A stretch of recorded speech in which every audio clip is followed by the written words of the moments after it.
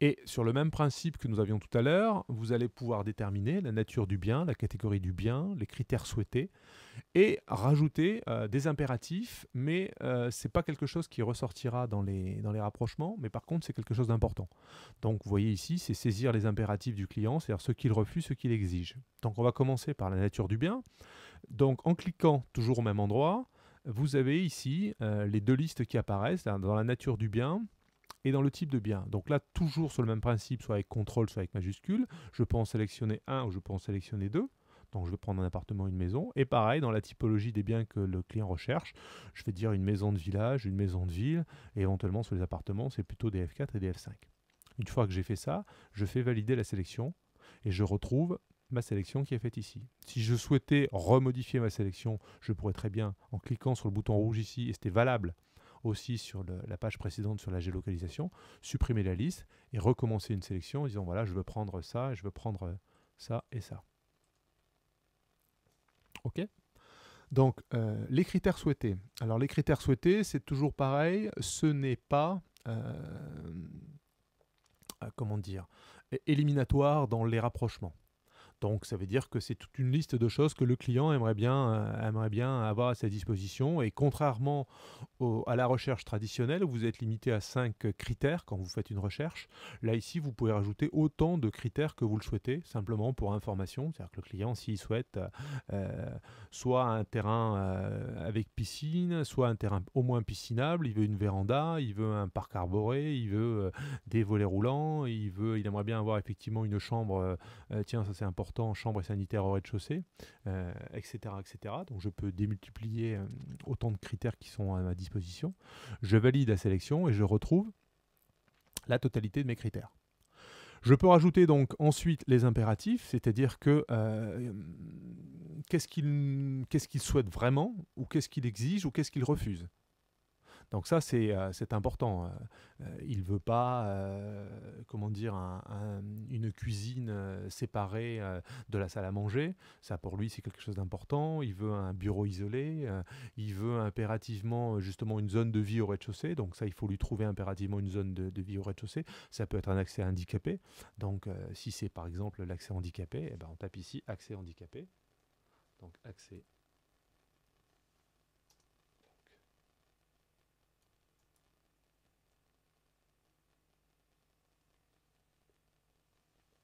handicapé. Alors après, toujours le nombre de pièces. Ça ne change pas. Hein. Donc il veut par exemple 5 pièces minimum avec 3 chambres. La surface, bon, bah, on va mettre 120 mètres carrés et un jardin éventuellement 2000 mètres. Étape suivante. Ici, donc, je travaille sur le budget. Donc là, vous avez le budget annoncé, que vous annonce évidemment le client. L'apport personnel. Le pourcentage de variation, ça vous permettra justement de savoir comment vous situer par rapport à ce budget. Donc si ici je mets, il a un budget, j'ai n'importe quoi d'1 million d'euros, un apport personnel de 100 000, voilà, et je peux mettre un pourcentage de variation, je ne sais pas, de 10%. Quelle est la durée de crédit maximum si on a l'information, c'est-à-dire qu'il ne souhaite pas aller au-delà de 20 ans. J'ai à ma disposition également le calcul financier. Donc si je veux faire une simulation par rapport aux différents éléments qui me sont donnés, je peux utiliser ce bouton que vous connaissez. En cliquant ici, donc j'arrive sur la fameuse fenêtre. On va réduire ça parce que c'est un peu grand. Voilà. Où je peux mettre à partir de là un certain nombre d'éléments que je peux récupérer ultérieurement. Donc je vais dire non. Ah bah si, il me l'a pris trop tard, j'ai pas été assez rapide. Ensuite, ici, dans cette partie, c'est les informations concernant le financement.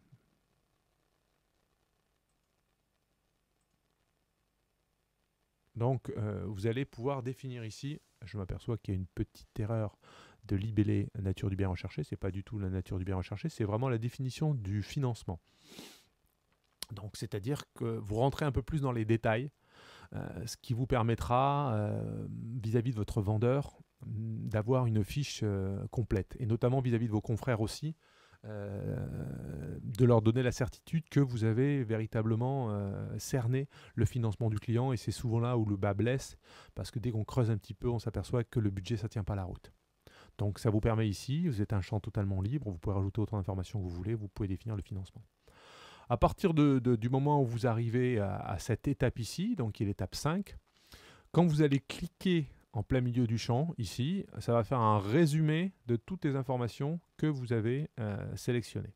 Donc attention d'être sûr que vous êtes totalement satisfait des étapes précédentes. Avant de cliquer, vous pourrez éventuellement revenir, retourner, refaire des modifications. Mais si vous êtes totalement satisfait par les informations que vous avez donc validées et saisies, vous cliquez ici, et donc il fait un résumé de toutes les informations que vous avez sélectionnées. Ce qui vous permettra ultérieurement, dans un rapprochement, de retomber sur une fiche avec le résumé de la demande de manière extrêmement précise, sans que vous ayez besoin de retaper quoi que ce soit. Ça met en forme automatiquement pour vous. Donc là, j'aurai la possibilité, si je le souhaitais, en fonction des critères de mon client, de lancer la recherche, si je voulais. Donc je pourrais ici lancer la recherche. Bon, là, apparemment, par rapport à ce que j'ai souhaité, il n'y a aucun bien qui correspond à la demande de mon client. Mais si effectivement dans les critères que j'avais sélectionnés, j'avais des produits qui correspondaient, automatiquement les produits apparaîtraient. Donc si je valide la fiche de mon client, voilà, j'arrive dans une dernière étape où on va me demander seulement à ce moment-là l'adresse du contact, le code postal, la localité, la profession exercée.